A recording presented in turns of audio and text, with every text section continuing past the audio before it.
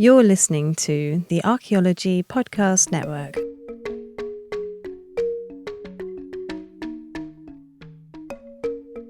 Welcome to episode 56 of the Life in Ruins podcast, where we investigate the careers of those living life in ruins. I'm your host, Carlton Gover, and I'm joined by my co-hosts, Connor Johnin and David Howe.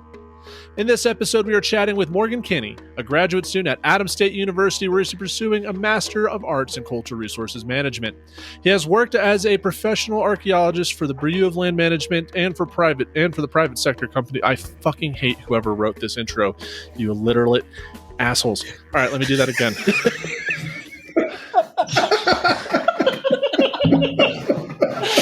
Chris, cut that out, please. Oh, so sorry about that, Morgan. Technical difficulty. No worries. You know, I didn't even read that part to make you feel better. I didn't read that part. I was like, first segment, okay. Second segment, okay. Oh my god, I'm so sorry. Okay, no worries. Let me redo this that. This is only my third podcast right. I've ever done. So, okay. Oh, okay, cool. In this episode, we are chatting with Morgan Kinney, a graduate student at Adams State University, where he's pursuing a Master of Arts in Cultural Resources Management. He has worked as an archaeologist for the Bureau of Land Management and for private sector companies conducting archaeology. He also runs an Instagram page at ArchaeoWolf. Morgan, it is a pleasure having you this evening. How are you doing? I am doing well. How are you guys doing? We're doing pretty good, man. Everybody's nodding. Good. Yeah. I couldn't really think about what kind of chair I expected to see you in, but I definitely am happy to see you were in like a pilgrim rocker. What is that? It's a slider. It's one of those really fancy, like it looks like a rocking chair, but it slides like a modern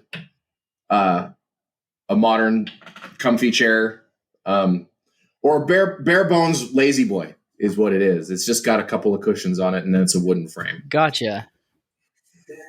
Yeah, that's sick. Because like from up top, it just looks like a rocking chair, Cracker Barrel chair kind of thing. Yeah, hey, definitely looks like it. I'm okay with that.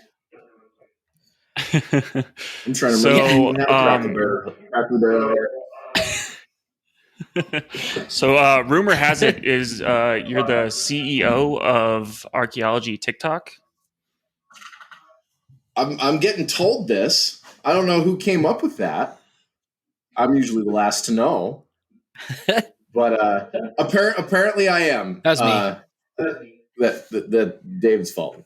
David's fault. All of it. I guess I'll wear that hat. I certainly never asked for it. And I can tell you that there's others on that app, David included, who are way better than me. I'm just loud. Well, the first thing I noticed was like I got onto TikTok and I had no idea how it worked. Oh, wait, hang on. Is there a way to mute your sound so it comes through your headphones? Or is that like there's like an echo feedback there? Yeah.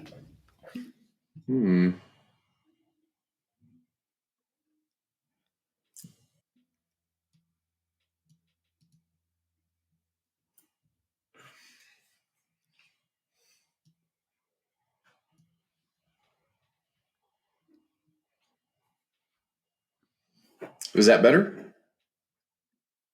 Let me talk and see if it happens. Yeah, there's like an echo on like a 2-second delay. Interesting. Huh. I don't know. That's one of the joys of technology. Yeah, we can. I did ask you about the headphones. Yeah. Yeah. Because he's had a microphone. It just sounds like it's coming out of the computer.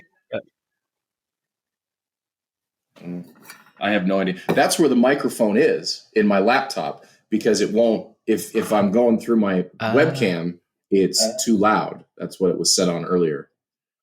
And I don't know how to change the noise on that. I think so. If it's, I think we're gonna be, I can we're gonna be okay. We'll just have to. I don't know if I have any other suggestions, but yeah, I think we can make it work. Okay. Okay, so where'd we leave off at? Actually, I think it's gone now. I don't hear it. So, okay, so CEO of TikTok Archaeology. All right, Chris, pick up from here. Okay, so yeah, when I first started TikTok, I had no idea how it worked or anything. So on Instagram, you can hit hashtag archaeology and look through that. I did that on TikTok, and then you were just all over it. I was like, "Who's this guy?" And then I saw someone tagged you in one of my posts saying we should collab. So here's that collab. There it is. And then did I see that suggestion? I can't remember. Possibly. I know think that's how yours we, came up on my talking. For You page. Yeah, maybe.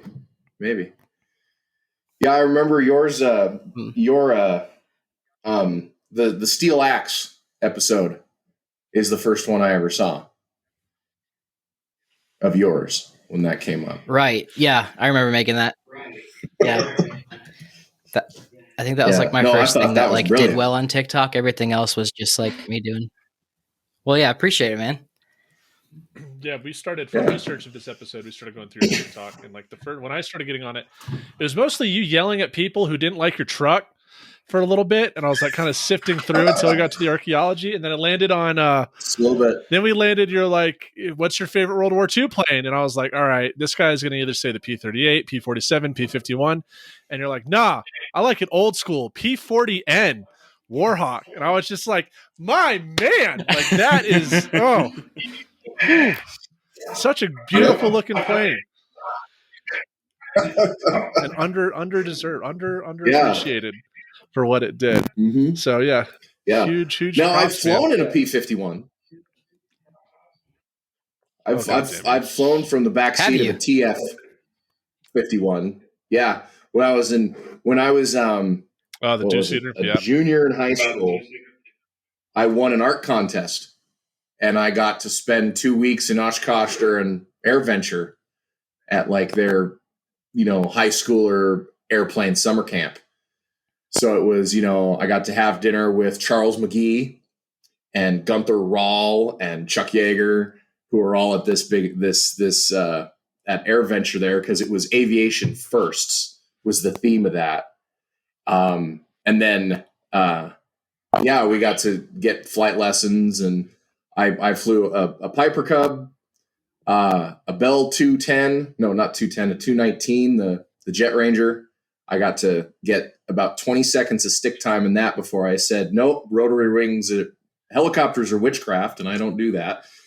And then I got to fly. I had a choice if I could either fly in a L-39, one of those Soviet jet trainers that was in one of the Pierce Brosnan James Bond movies, or a TF-51. And everyone was like, oh, a jet, hell yeah. And I was like, I know what a T-51 is. So yeah, I'm going to pick that. And I was one of 3 people that got to fly in a Mustang. And it was great. Dude, that's nuts. What did you get a chance to talk with Chuck Yeager? The dude that broke the sound barrier for the first time? I talked with him for about 40 seconds, and it was a don't meet your heroes moment. He didn't want to be there. He didn't want to deal with anybody who was younger. Yeah. There was this lady there who was easily 50 years younger than he was. And I don't know if she was the girlfriend, the wife, the publicist, whatever, but she was like, you can say hello and shake his hand, and then you can't talk to him anymore. It was the word. I mean, I've never been to a sci-fi convention, but it kind of had that vibe of if it's a famous person who doesn't want to be there and he's fulfilling part of his contract. That's how I kind of get the vibe was. But I got to meet Charles McGee, the Tuskegee Airman, and I met Tex Hill as well when I was there at that event, and they were cool. And I had read about them. I was like, oh wow, it was kind of one of those what's he saying, Kung Fu Panda? I've only seen a painting of that painting. I've read about these guys when they were really young, and suddenly here they are standing in front of me, and they're not young anymore, but they're still just larger than life. It was pretty cool to meet them when I was there. Right. And I was just a high school kid from Montana, so my mind was completely blown. So, but that was a really cool experience, and then of course I've never been back to Oshkosh because money and. Go ahead. There was a hiccup. Yeah. I was just going to ask you. So have you always kind of been interested in like history and all that stuff growing up? Oh yeah, yeah. When I was growing up, in Florence and Hall, Montana, before the age of the internet, it was go outside or sit quietly with no cable TV and no game consoles and nothing like that, and read books. So either I was outside going on wild adventures, or I was reading these books. And if I was at my grandparents' house, all I could do was read books. I wasn't even allowed to turn on the television at my grandparents' house. And they didn't have kids' books. And of course, we never thought of, oh, hey, bring some books for the kids to read. So I ended up reading, at 8, 9, 10, the big Time Life series books, like the one that starts with, the ancient Egypt, and then ancient Mesopotamia, and then ancient Rome. And they're an inch thick, and it's a bunch of, but it's all the information in it is the most recent stuff is like 1955. Howard Carter is still recent archaeology in some of these things. So it's all out of date, but that's what I had in front of me. And I read those things front to back 1,000 times out of boredom. And it never went away. The fascination with World War II airplanes came from a set of 4 little books that were like spotter books from the Second World War. Here's the 3-way or the 4-way shadow view. Here's the specifications of what we know. And this is how you identify them if you're an anti-aircraft gunner on the coast, kind of thing. My grandfather had a bunch of those, and that's what I was reading, and, started falling in love with the old airplanes. A lot of coast in Montana.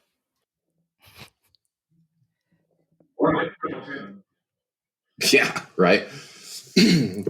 Yeah, a lot. There's actually more coastline or shoreline in Oklahoma than there is around the rest of the United States.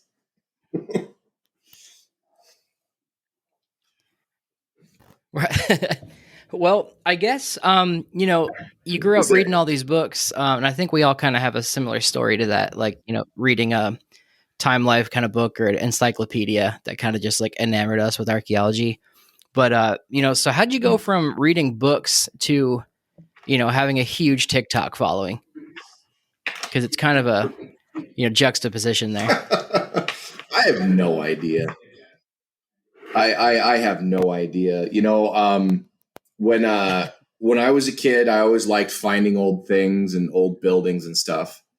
And the first time I did remotely anything archaeological was we were living in Hall, and I think I was about 10, and I found, and now that I look back on it, I can I look at it as an archaeologist, so I can tell you exactly what the layout of the property was, and what this deposit was in question and everything like that.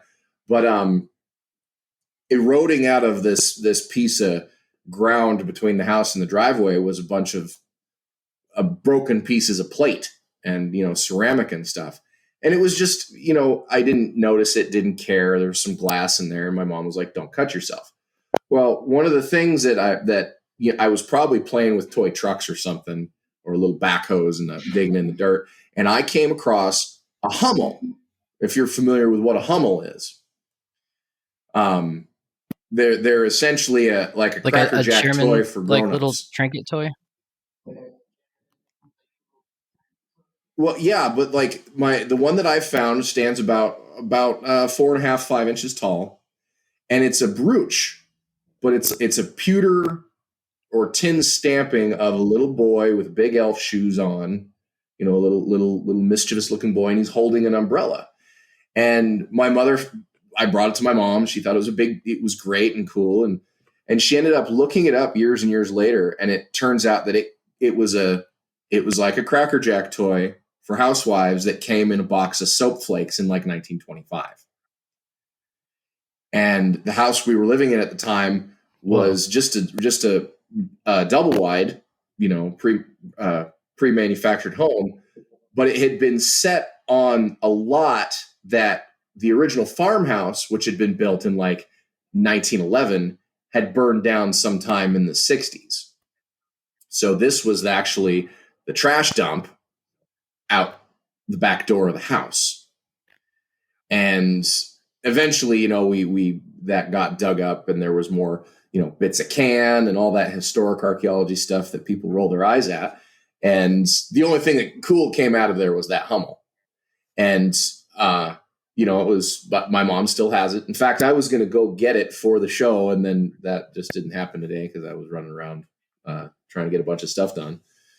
And she lives 30 miles away. So it was like, well, another day. But I got more and more into wanting to be an underwater archaeologist, despite the fact I'm from Montana and can't swim. So it was like, oh, well, hey, let's look at doing that. One of those books that my grandfather had at the house was a National Geographic compilation of articles and stories from like the 20s to the early 70s or mid 60s or something like that. And in there was the Capriot ship that Jacques Cousteau found. That was a big deal in the 50s and 60s when they excavated it. And the Titanic was in there. Oh boy, I was just enthralled with the Titanic for a while, and I wanted to be an underwater archaeologist. And then, as much as everybody in our field loved Indiana Jones as a kid, I never considered Indiana Jones archaeology. I thought it was he's an action hero, and that was about it. But you know what really got me wanting to be an archaeologist, especially growing up in a country town where if you didn't play football, there was something mentally wrong with you, was I started watching Stargate. And Daniel Jackson's blowing stuff up. And I'm like, this is awesome. Oh, yeah. SG-1. Okay, so, going from a kid who just loved finding all sorts of cool things and exploring all over the place and everything, I watched Indiana Jones as a kid. Yay, action hero. I loved Indiana Jones. And I never considered what those movies were as archaeology. It was a good title, but they were adventure movies, and that's what they appealed to was, the Huck Finn go out in the woods and have adventure mentality. The thing that got me wanting to be an archaeologist was Stargate and Daniel Jackson, because that was actually cool and that was interesting. And, there seemed to be a lot more of by a lot more, I mean an iota more detail in respect to archaeology in Stargate than there was ever in Indiana Jones. So I was actually like, hey, this is interesting. This is great. And, this is the last couple of years before high school, I was reading the Ancient Aliens books, Atlantis, the myths about all sorts of things that, could be true. And then I got into high school and I grew up and left all of that Ancient Alien chicanery behind, because you get into high school, you start critically thinking a little bit more, and it just didn't add up. So, all right, cool. And then I went through high school. Right. Great. Graduated high school, went into college, and then for some reason did not know you could actually be an archaeologist. I was going to be a journalist when I was going to do my undergrad, I was like, I'm going to go into journalism. I'm going to be like a combat journalist or something like that. And struggled for a couple of years doing that until a friend of mine was like, you're really good at archaeology and history and stuff. Why don't you go into the anthropology program? And I'm like, what? That's real? They kind of look at me funny, and I'm like, Yeah, so I went to the social sciences building up there at the University of Montana and found out that yes, there is an anthropology program, and yes, I can grow up to be an archaeologist. And that was just the end of that conversation. I jumped in both feet, both hands, head first, everything, and worked through school, dealt with difficulties as with my own learning issues and everything. Graduated, and then didn't work in archaeology for the first year after graduating, and then moved to Arizona and got onto my first project down there. And eventually I wound up here as the CEO of Archaeology, which still doesn't make any money. Excellent. Excellent. Well, neither does this podcast. And so with that, we're going to go ahead and end segment 1 of Life in Ruins. We'll be right back with segment 2 of episode 56 here in a minute. Welcome back to episode 56 of a Life in Ruins podcast. We are starting segment 2. We're talking here with Morgan Kinney, the CEO of Archaeology TikTok and general awesome dude. So we ended the last segment kind of talking about, we ended the last segment kind of talking about like your undergrad and kind of where your first project. What ultimately kind of led you to want to get a graduate degree in archaeology? The simple fact that I was about 25 to 30 years too young to start in the field without a degree and get a permanent position. It kind of came to you have to have an M.A. to get a permanent position, or you have to have years and years and years worth of experience, which, in this day and age, the joke is I need 5 years of experience before I can get experience, kind of thing. Right. So, I worked with a bunch of people down in Arizona who, one of them didn't even graduate high school, but they're some of the best archaeologists I've ever met. They've also been doing this job out in the field for 35 years. So that's where they got their know-how, is by going in when there wasn't really a requirement for your education, or there was a minimal requirement. Do you have a pulse and can you drive a shovel? 1983, that's what was a requirement to be a field archaeologist, doing CRM, and then after that, you have to have a degree, you have to at least have a partial, your degree, be working towards a degree. And then everybody I know and met down there who had a permanent position with any of these firms had an M.A. And it was like, okay, well, I eventually want to go further with it. So yes, I decided to get a master's. I probably should have gone in sooner instead of having, a 3 or 4 year separation between graduation and starting school again. But at the same time, I gained a lot of valuable experience in that time when I wasn't in school. So, but yeah, in 2015, I was like, well, I need to do an M.A. And the Archaeology Podcast Network, I can't remember which podcast I was listening to, but somebody was at a conference and the Adams State program was like debuted at this conference of, hey, we're going to offer fall of 2014, we're going to start offering an M.A. online M.A. program through Adams State in Alamos, Colorado. And I saw that and I was like, great, I can work during the day, I can do school at night, I can work around the fact, because I had a brand new baby at the time. My wife and I just got married. Actually, we got married the end of spring semester of 2015. So, I have all of this life stuff. I can't go sit in a classroom for 8 hours a day. So it was like, oh, the online program will work. Right. And I'm still working on it. So. The Adams State program is actually focused like an actual degree in cultural resources management. It's actually focused specifically like in there. at least tailored towards that. Is that? Yeah. So, and I don't want to badmouth the program. It's had teething troubles because I was in the second semester. I started the second semester it was even going.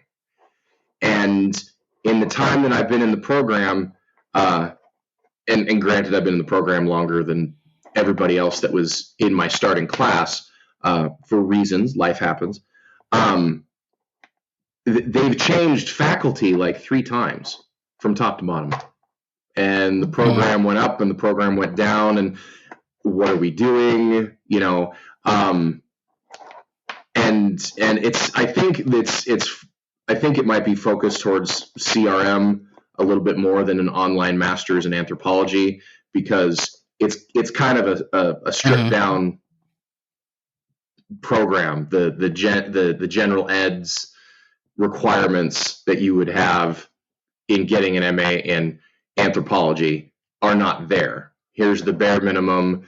This is what you're doing in the field. These are the skills you're going to need for working in the field sort of classes. And then you still have to do a thesis.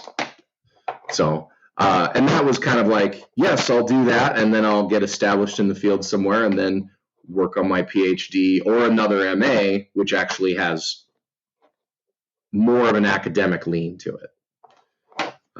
We'll see if that happens, though, because I don't know if I want to do any more reading right now. Yeah. Sure. Yeah. No one really wants to do that. They don't have to. enough. But yeah, it's kind of nice that like there's programs out there that are more of like a, practical focused program, though, because a lot of times it's all theoretical based, and you just learn in class, and then you get out and you're like, well, what do I do now? So yeah, it's good to have that, I think. But yeah, and I've worked with some really nice people who they have all of the letters after their name, and they get out in the field and they're like, okay, what do I do? And it's like, well, here's a shovel, here's a screen, here's a trowel. This is where we're working. And they go, they look at it as, it's not already laid out. No, we got to pound the stakes in the ground. We have to put the dust netting up. We actually have to do all the site prep before we even start digging. And it's great. They end up learning quite a lot, but it's like book smart versus street smart is an analogy I would use for it. So, but yeah, I think it's fun. Excellent. Yeah. So what are you writing your thesis on?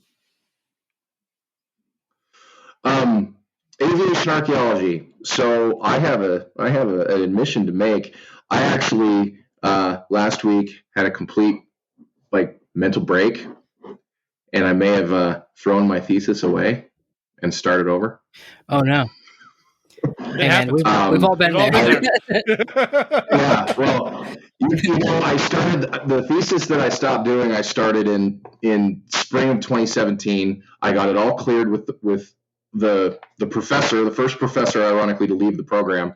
Everything was cleared with him. My proposal was good and everything. And then we had a family tragedy. Both of my wife's parents passed away that summer. So I shelved everything for a year. And then when I came back to it, I was like, okay, now I have to reread everything I've already read. And it turned into trench warfare. It was not going to move anywhere. And finally, I sat down and I was like, okay, do I even want to continue with this topic? No. First answer come to my head, no. It's like, okay, cool. What's next? Well, I never took a field school officially during my undergrad because, again, I couldn't afford to. But I did an independent study. So the independent study I did was on aviation archaeology, and I did a history of it. I essentially wrote a small thesis, and then I did an excavation plan for the wreck of a B-17 that is located about 60 miles from my house here. And there were a couple loopholes. It crashed in 1979, so it technically is not historic. So I could go up there and not anger the Forest Service by measuring it and, clearing some of the brush away to take pictures.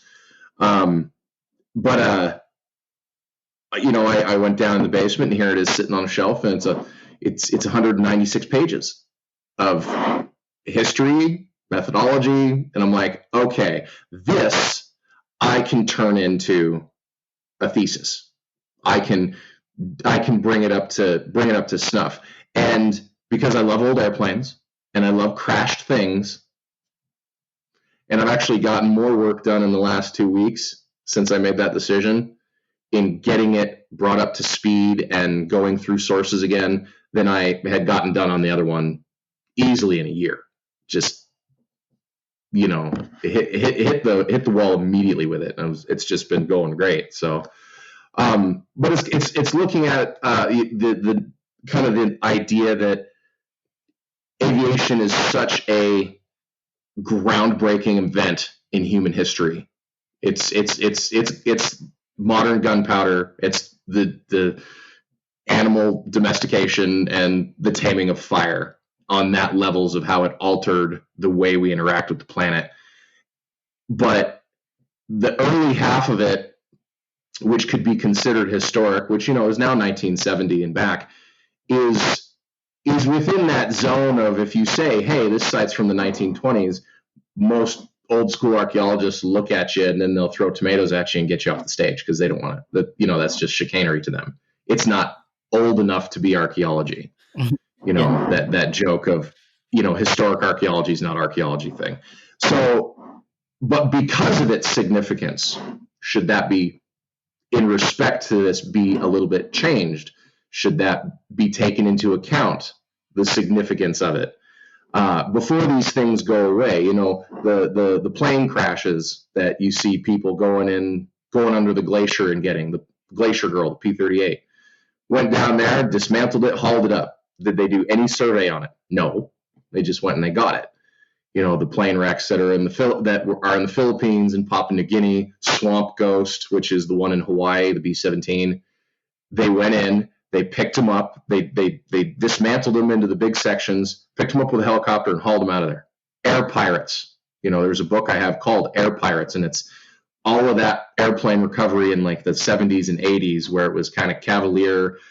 You're flying around an old Soviet helicopter that's held together with duct tape, and you're stealing old warplanes from, the Nguyen government, but nobody's looking at them as an archaeological site. And then the question is it an airplane? Is it an artifact, or is it an archaeological site?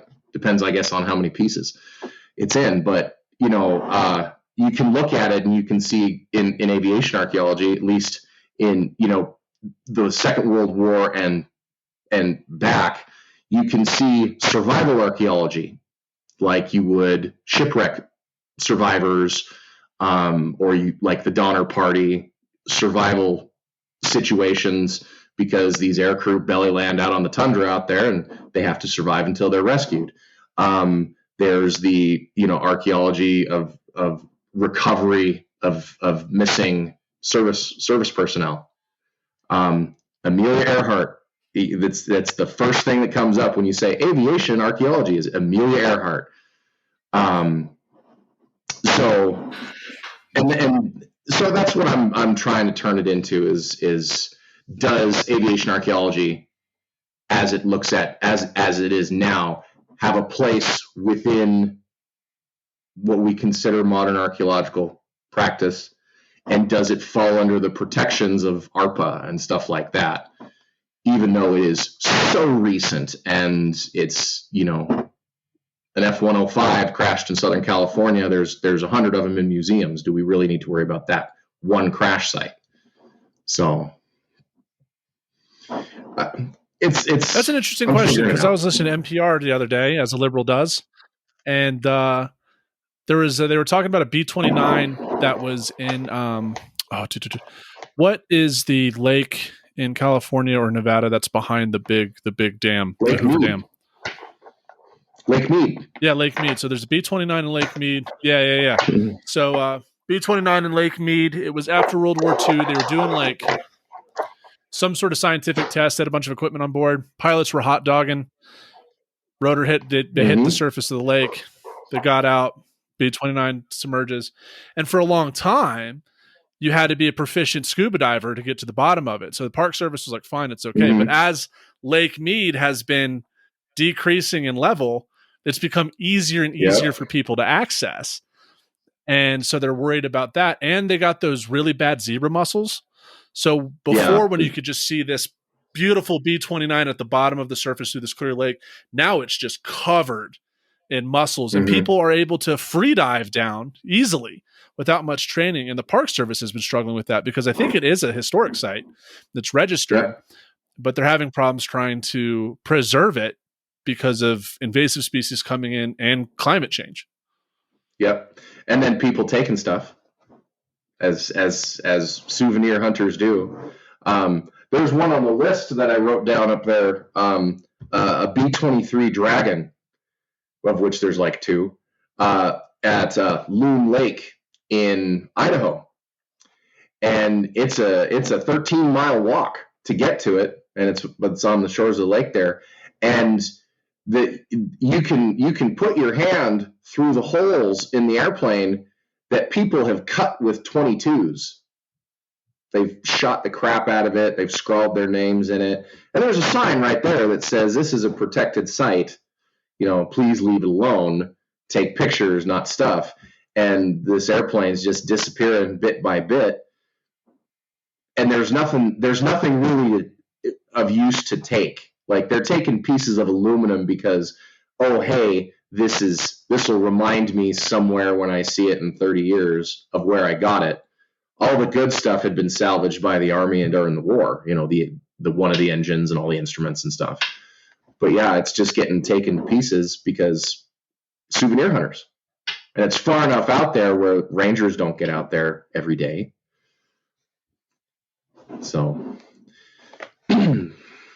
it's just so easy to see. They're obviously easier to find and recognize as planes. I think prehistoric sites, you can get away with having some flakes on the surface and not really recognizing it. But these, they're obvious what they are, and you can see them on like Google Earth or anything like that. So it just becomes like, it seems like it's this resource that is kind of set up to be taken and looted, essentially. Yeah. I'm looking at a picture of that B-23 Dragon at the crash site now, and it looks just like a picked through carcass at this point. Like, there's barely even a fuselage left. Yep. Yeah, there's a Ford Tri-Motor at Big Prairie Airstrip in Montana. And in the mid-90s, somebody flew in to Big Prairie Airstrip in the middle of the Bob Marshall Wilderness, landed his airplane, and he cut with a hacksaw or wood saw or something, cut the Johnson Flying Service, winged buffalo skull out of the side of the airplane, and then took all the bell cranks for the ailerons and the rudder and everything, and he turned the bell cranks into drink stirrers, and he sold them. He hammered out the one end and made them into like martini spoons. And then he got in a lot of trouble because he landed an airplane in a wilderness area. Not because he damaged an archaeological site and looted an archaeological site. He landed a Cessna where there's a bunch of elk who are sensitive to hearing airplanes. And that was what he got in trouble for. And it's like, are you kidding? So, yeah. And I'm kind of looking at it like these are akin to shipwrecks. People who dive on shipwrecks, you're not allowed to take stuff from them. But people take stuff from them. So, and the sites, the wrecks get, degrade accordingly to time, but they also degrade because people are breaking pieces off them. And pretty soon there won't be any shipwreck to go dive on because it's just going to go away. Yeah. And on that note, we're going to land this plane in this podcast wilderness and catch you in the third segment of episode 56. Welcome back to section 3 of episode 56 of A Life in Ruins podcast. We're here with Morgan Kinney, Archaeowolf on TikTok. And I guess we're going to ask him, we haven't really talked to a TikTok influencer yet on the show. So like, I guess what got you started? Why ArchaeoWolf? And like, what do you do with it?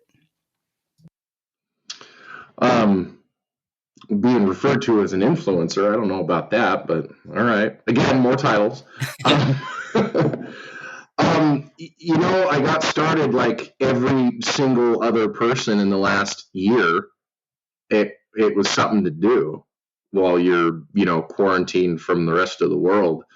Even if I was, even if people were able to hang out and be near each other during quarantine, my work schedule had me working when all of my friends were not working.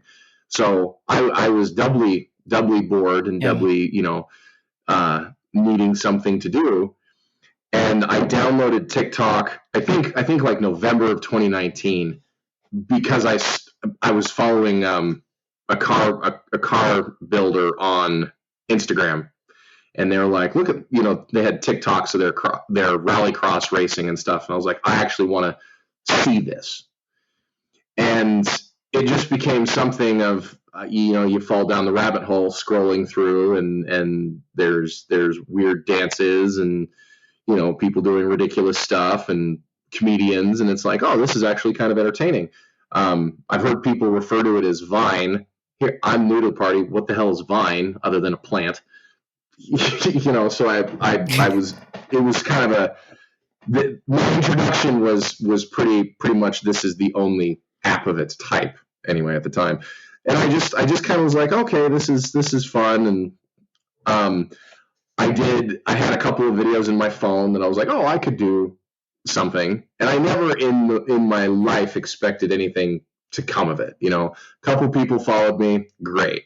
It got to 500 people following me. And I'm like, what's wrong with all these individuals? And then there's nearly 300,000 people following me as of today. And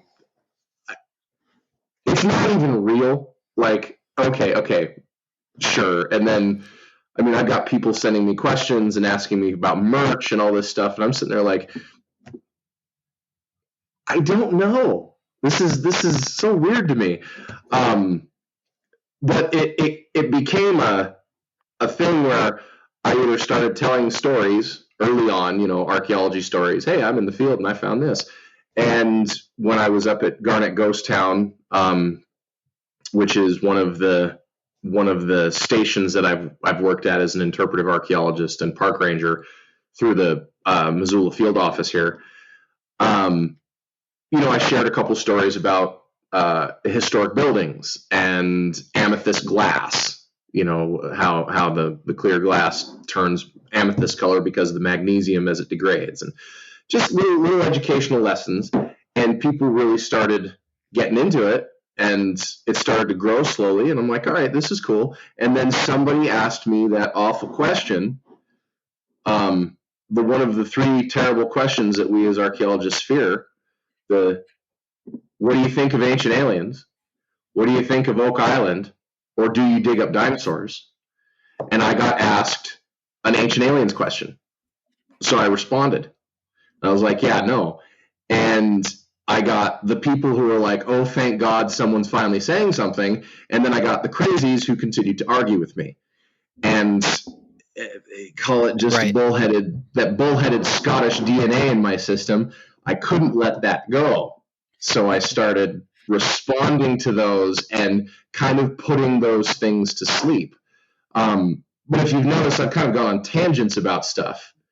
Megafauna. Did a little bit of megafaunal stuff because there's, I've come across that in field work and such, and I know a lot about it. It's one of those history things that I spent a lot of time reading about when I was younger. So, okay, I can tell a story about prehistoric camels, and then that weird story about in 1875, a miner or a hunter was fined $300, his rifle and his watch, because he shot a camel thinking it was an elk. And no one really knows why this other miner brought camels to Montana in 1875. And it was in the newspaper. And it was a funny little story, And And people argued with me about the camels, and they argued with me about the horses. And I've had people say, well, this is proof the Egyptians got here is because there's signs of horses in the Americas before the Spanish. I'm like, well, they were here for like 100,000 years. And then they died off for 10, and then they came back. Okay, there you go. That's how you explain horses here. Oh, no. And it just got into the more views I got and the more people, I just kind of, I guess, fell in the hole of, okay, this is interesting. This is fun. No real goal on where it was going to go. And at some point I was going to get bored of it. It was just going to be like everything else that it's not paying me and it's not that huge part of my life. I'll get bored of it when field work comes around, or I'll get bored of it when I dig my bow out of storage, Well, I debunked that unicorn video, not even seriously, in February. And I had 150,000 followers, which was pretty crazy. And I was still kind of in shock. And I went from 150,000 followers to 239,000 followers in like 3 days, because I was like, I debunked that unicorn video, and it was like, look, yeah, that dirt, that you don't see dirt like that on an archaeological site unless it's already been dug or it's fake. That's not how that works, and that bone would disintegrate if you pulled it out of the ground like that. And 100 and something, or 1.3 million views on that.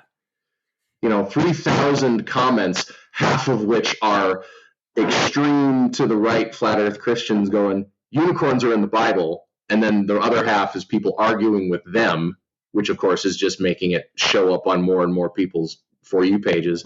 And I just kind of got lost in this, well, it's now become a thing. And now I have a title. I'm apparently the CEO of Archaeology TikTok, and nobody asked me to do that, but okay. And it's just snowballed into this thing where, like, I'm amazed that it's gotten where it is. And like I said at the beginning, David, I think your stuff is way better than mine. It's the presentation is amazing, and it's far more informative, and you're very level-headed, not getting mad at people. And I'm feeding that bread and circuses mob mentality, I think. On the inside, yeah. I don't Yeah, have he just shares his inside. anger with us in the group chat. Yeah. But it just became this thing. And wouldn't you know it, last September, after I kind of started getting traction, one of these outfits that produces History Channel ridiculous shows reached out and said, we want to do an interview with you, because you got a great personality, and we'd like to have you on a show. And of course, my first response was, as the scientific correct bad guy that's going to tell the treasure hunters they're wrong, because that's what I am, and I'm not going to perjure myself by saying yes, I believe in these things. Which is why, David, I asked you about your thing, because I heard your horror story either via the podcast, or I think you might have told me on Instagram. About how they made you agree with what's his face.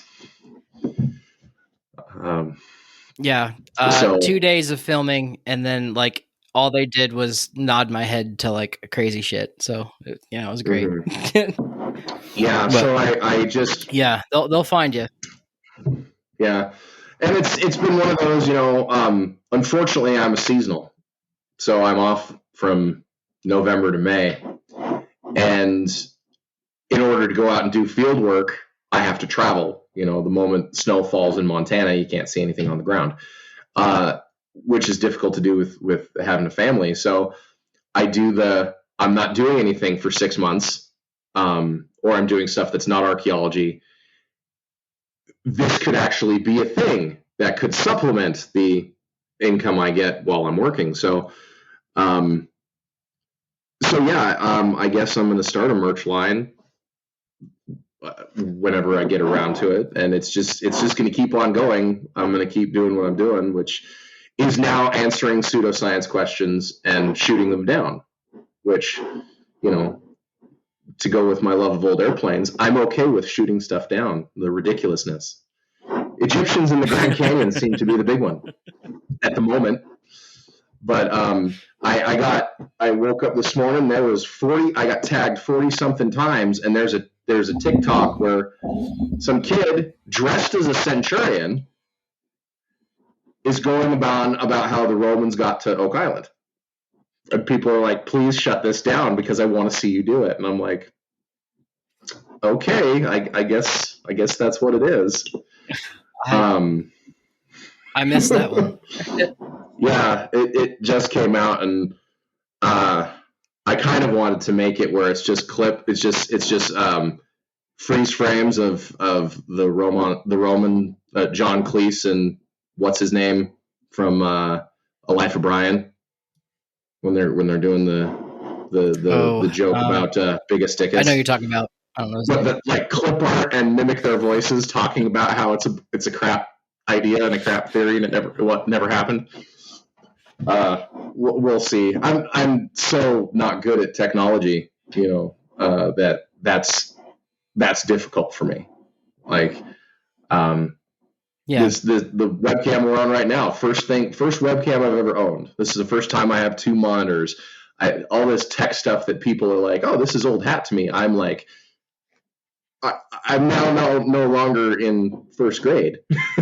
So I'm getting further up on the technology and the presentation, which will turn into a ring light at some point.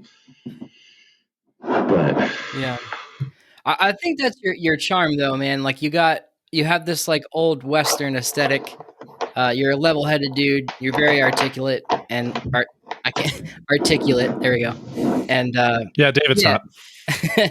So like I think that attracts people, and I know you got like some thirsty like boomers in your comments too. I've looked at that, which is my favorite part. But thirsty boomers. Yeah. Who are angry at me? Like, what's his name?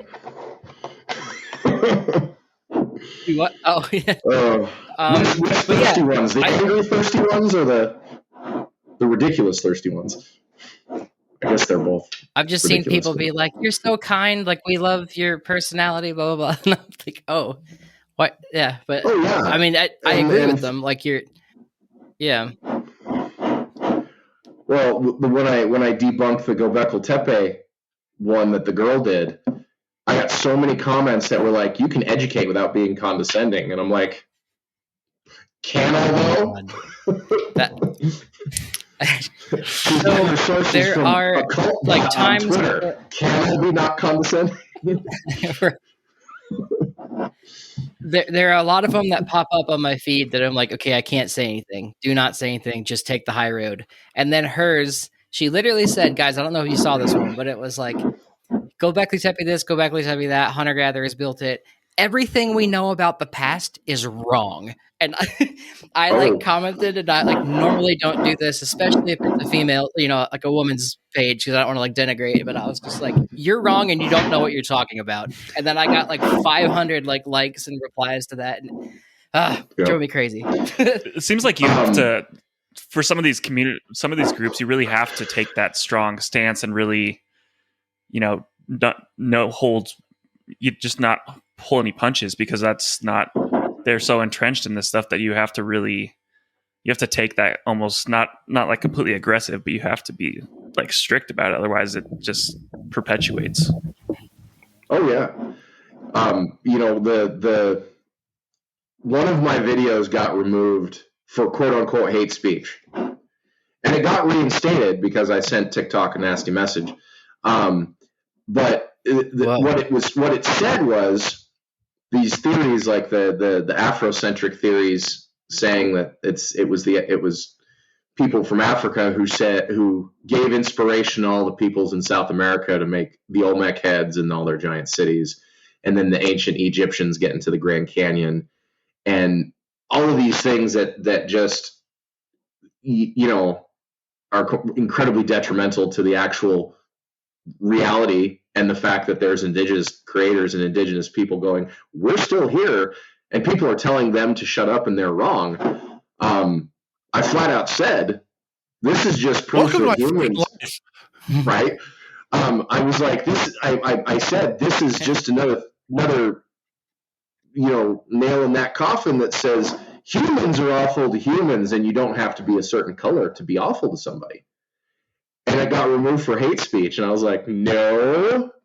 And I fought it and got it back. But yeah, people will report them because of I say an uncomfortable truth, which is humans are pretty wicked to each other, or you can't judge someone 100 years ago by the standards of today. Yeah, so it is really ridiculous. And I try to be fun. I try to make it entertaining, because I also know that there's a lot of people who are not familiar with what we do.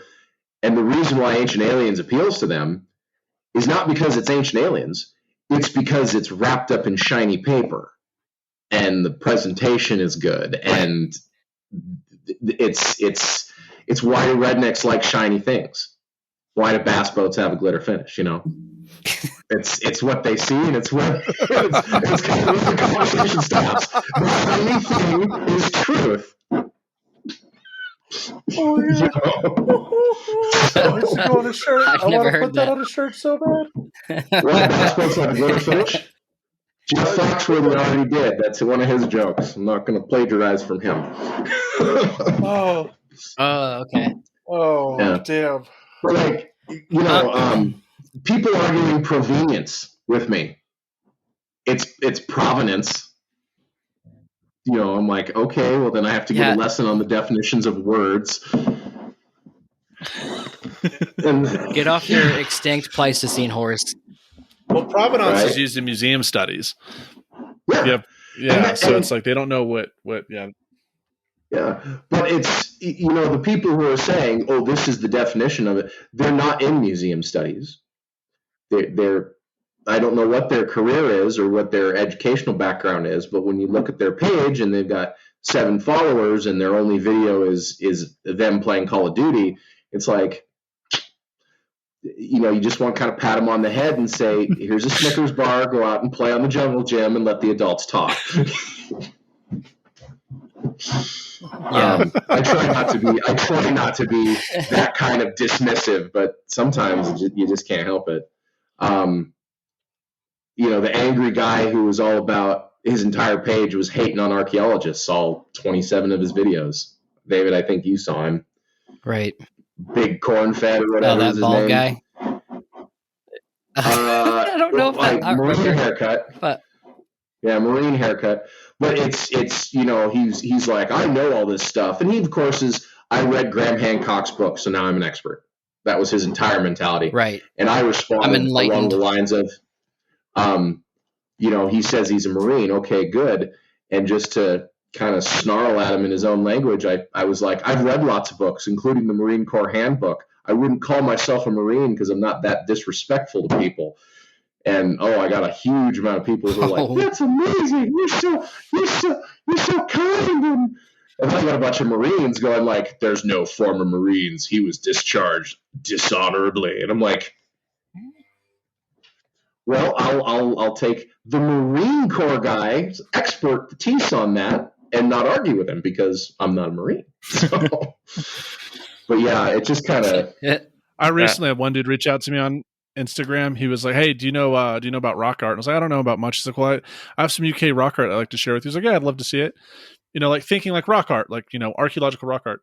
This dude sends me pictures of pebbles in his hand that he calls art and uses the term very literally as art, rocks that are artsy. They're pretty looking. And he's like, they only came this way because people made them so. Like, these are clearly significant. I was like, sure, dude. Did not have the time to argue what rock art really was, and that it just had a handful of rocks. Yeah. No, I understand that. I've had people ask me to walk through and show them dig sites and stuff, and I'm like, I can't do that. I can't. Yeah. I can't. For the same reasons, like when I worked in private sector for like Swicca and Logan Simpson and stuff, you can't take pictures where you have a landmark in the background. You can't take pictures of or post them on social media. You can you found a cool arrowhead or you found some rock art, you can take pictures of it for you, but if you share it on social media, you're going to get in trouble. That's kind of the same reason, because some of the other people that I've called out are the metal detectorists and the people who are digging up bottles in ghost towns. And when I say, hey, guys, this is, unless that's private property and they have permission, you can't do that. That's bad. Oh, they tell me I don't know what I'm talking about. I'm like, I've only been education and work in the field for 15 years, so, or more. It's obviously I don't know what I'm talking about. Yeah. But yeah. Well, the joys of clearly you do know what you're social talking about, media. Morgan. We really appreciate you being on the show. And before we end the show today, what are a couple of sources, like, books, articles, or videos that you would recommend for anyone listening who's interested in archaeology? Wow. JSTOR is a favorite place for me to go, JSTOR.org, and just type in what you're thinking about and see what it comes up with. There's a bunch of it that's dry, and the drier it is, I feel the better it is, because information wise, because it does away with the superfluous, grab you headlines, which is what the Facebook stuff does. Books and stuff. What's the one that I've got over there? In Small Things Forgotten. Are you guys familiar with that book? I haven't heard of that one. No. I cannot remember who wrote it. Of course, it's over there and I can't see it. The book is In Small Things Forgotten, and it talks about historic archaeology. And the guy worked on the Donner Party. James and he worked Deetz. with my undergraduate advisor, James Deetz. James Deetz, books by Barry Cunliffe. If you're familiar with him, he's great because he looks at the Celts and Celtic archaeology, from pre-Roman times in Europe, and his books are pretty clear that they're a glorified textbook. They're a fancy textbook. They're not, they're not a novel, something you can read on an airplane. It's a sit down and really kind of absorb the information. But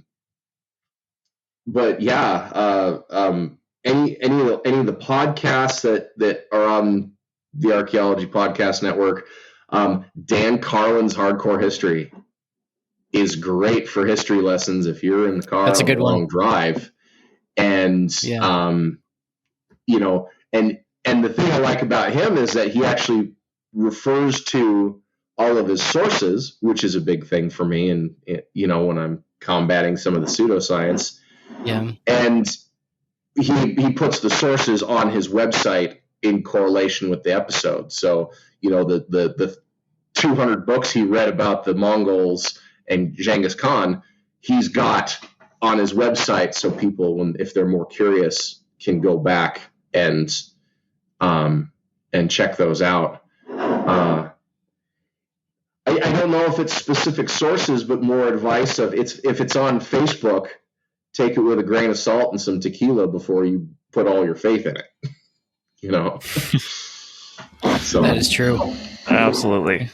Well, and where can people find you social media wise?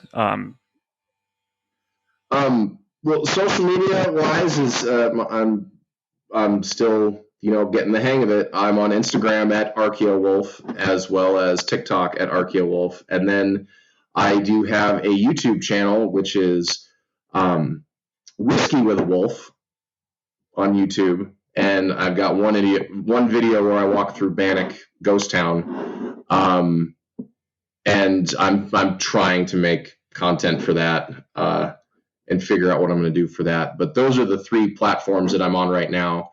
And then if people are on my TikTok and they go to my Beacons page, I do have a blog where I just gather sources to back up the big TikToks that I do, about like the horse people and the what was the one Sure. that did The Aswan egg, when I debunked that because that one pseudoscience account was like, this says Atlantis is here. And that was a small victory because he did take his post down after I did a 6-part series on the Aswan egg and the provenience and finding the report from 1910 and doing all the work.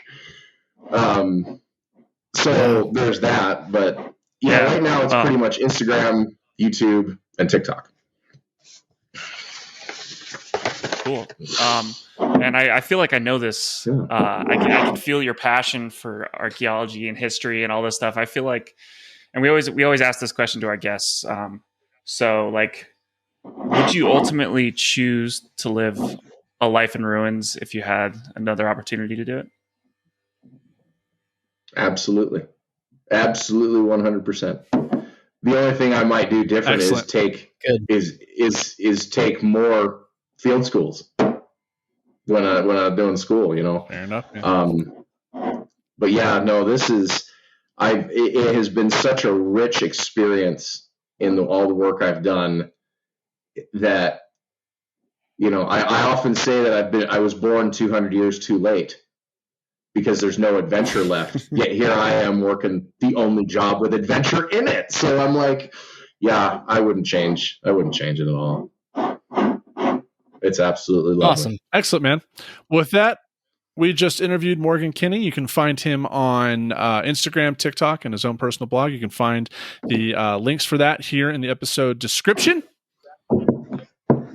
And if you guys could please rate and review the podcast on iTunes and Spotify and slide in our DMs and tell us, you know, what you think about it. That's all appreciated. And yeah, you can unfollow Carlton too if you want. Our DMs, not Ethnocynology's DMs. Yeah, the ruins DMs. He shares them with us, but please, it's more fun for all of us so we can read them as a team. But yeah, Morgan, we're glad to have had you on here, and I hope to keep seeing some cool stuff. And I'm glad I got a TikTok archaeology friend. So, all right, guys, thanks. Yeah, we're out. Thanks for having me. Thanks for listening to A Life in Ruins podcast. You can follow us on Instagram and Facebook at A Life in Ruins Podcast, and you can also email us at alifeinruinspodcast@gmail.com. And remember, make sure to bring your archaeologists in from the cold and feed them beer. So guys, what do you call someone who refuses to fart in public? I don't know, Connor. A private tutor. God damn. All right. Have this much scotch left, man. Come on, don't. All right. We'll see you guys next time. This episode was produced by Chris Webster from his RV Traveling America, Tristan Boyle in Scotland, and the Archaeology Podcast Network, and was edited by Chris Webster. This has been a presentation of the Archaeology Podcast Network. Visit us on the web for show notes and other podcasts at www.archpodnet.com. Contact us at chris@archaeologypodcastnetwork.com.